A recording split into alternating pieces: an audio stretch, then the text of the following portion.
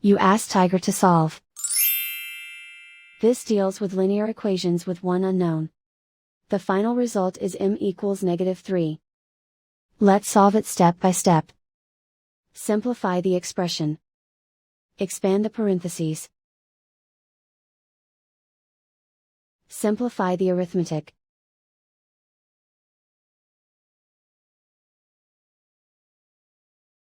Group all m terms on the left side of the equation. Add 3m to both sides. Group like terms. Simplify the arithmetic. Group like terms.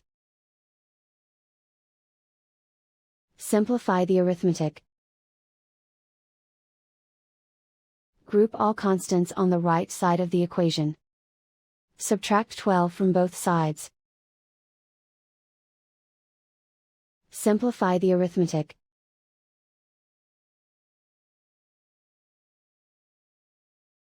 And so the final result is m equals -3.